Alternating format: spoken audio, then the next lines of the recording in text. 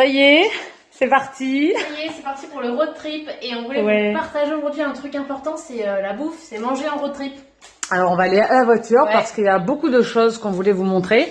Donc ça y est, les sacs sont prêts. Un petit sac de course, mais là on va en parler après. Et le gros sac là, et puis le chien, bye bye. Et puis on se retrouve à la voiture. Bon, alors ça y est, comme vous le savez, on est parti. Donc là, les petits sacs à dos, les machins et tout. Meryl qui est en train de préparer le coffre de la voiture parce qu'on part en road trip. Donc on part en road trip pendant on sait pas combien de jours, hein, une semaine, un truc comme ça. Est-ce qu'on voulait? Ouais, pour partager, c'est par rapport à la nourriture. Oh putain. Alors bon, ça va vous paraître incroyable comme ça, mais en fait on entend beaucoup parler que pendant les road trips on mange mal, on bouffe de la merde parce qu'on n'a pas trop, on n'a pas de quoi cuisiner, on n'a pas de cuisine, on n'a pas de frigo, et du coup c'est compliqué pour cuisiner. Et nous on voulait pas se laisser aller là-dedans parce que manger pour nous c'est vraiment très important. Comme vous le savez, hein. Ouais, c'est très important de manger bien, ou en tout cas de limiter les dégâts et de manger le moins mal possible. Et donc du coup on a trouvé quelques astuces, on voulait vous les partager parce que ça peut peut-être vous aider si vous partez vous aussi en road trip. Alors, fais-nous rêver. On va commencer par des conserves. Je sais que les conserves, on est très nous légumes frais, mais en fait les conserves dans ce cas-là, on va dire que c'est soit des chips et des trucs merdiques, soit ça. Et en fait, du coup, on a pris pas mal de conserves de légumes comme ça. Voilà, donc on a des pousses, de haricots, des pois chiches, des asperges, des betteraves. Je vous montre pas tout, mais des betteraves.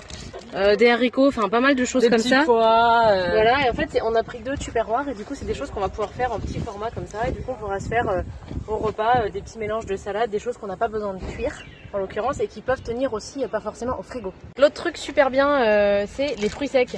Alors du coup on a pas mal de fruits secs. Là, des noix de coco, des là qu'on a reçu un spécial de France. Ouais, alors ça, merci Patrice. Mais les fruits secs, c'est absolument génial parce que du coup, il n'y a pas besoin de le mettre au frigo et ça cuit pas, ça rien du tout. Donc ça, c'est top. Et c'est hyper bon, hyper nourrissant. Des pruneaux aussi, ça c'est pas mal. Pruneaux d'Adin. Voilà. Et ce qui est vachement bien aussi, c'est de privilégier des petits biscuits secs. Alors, il n'y a pas de marque, mais des biscuits secs, des choses qui n'ont pas trop de chocolat pour pas que ça fonde ou je sais pas quoi. Là, on a pris du pain d'épices, des Belvita, on a pris du pain de mie. Ouais, j'ai fait des petits biscuits en zac avant de partir, mais ça va pas tenir des masses. Mais on peut parce qu'on va les descendre. Et des fruits frais. Après, pour tout ce qui est fruits frais et légumes frais, si on en veut, et il y a des petits stands, des petits machins là au bord de la route, des petits gens qui vendent leurs fruits et leurs légumes et vendent ça pour tout ce qui est frais. En tout cas, avec tout ça, ça évite de, on limite un peu la casse, quoi. Voilà, je sais pas si vous voyez. Un peu bon sur. Ah oui, les compotes aussi comme ça. La compote, c'est bien. Alors oui, voilà. La compote c'est bien parce que ça se garde vachement bien, pas forcément au frais.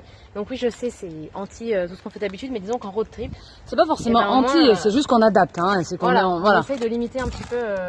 La casse. Tout ça. Donc voilà, donc en plus de tout ça, on a les duvets, la tente que Solvi, spéciale dédicace à Solène qui nous a prêté, et la Nat aussi. Et là, on va charger la voiture parce que vous voyez, il y en a partout, hein. Et puis après, c'est parti pour l'aventure road trip, hein. Alors moi sinon je vais vous faire une confidence personnellement. Je suis allée une fois dans ma vie dans un camping 4 étoiles en bungalow. Et puis après le dernier camping, sinon ça remonte chez mes parents il y a, je sais pas, j'ai 31 ans, j'ai envie de vous dire c'était peut-être que quand j'avais 8 ans. Alors voilà, donc ça c'était la dernière fois que j'ai fait un camping, vous ne me voyez pas du tout mais vous m'entendez, c'est l'important. Et là du coup ça va être vraiment l'épopée, donc je vais découvrir les campings. Alors ça paraît super nul pour des gens ou j'en sais rien quoi ou peu importe, enfin, je m'en fous. C'est que moi je vais vivre mon expérience de road trip, de pas savoir où on va pas, est-ce qu'on va pouvoir trouver à manger, est-ce qu'on va pouvoir trouver à boire, est-ce qu'on va pouvoir aller faire pipi et caca dans les toilettes, est-ce que j'en sais rien quoi, enfin toutes ces questions existentielles qui encore une fois peut-être peuvent paraître futiles pour certains qui ont l'habitude, mais moi j'ai pas l'habitude. Et du coup, je vais vivre ça. Je vais vivre ça et là, dans quel état je suis vraiment en mode découverte et j'ai hâte.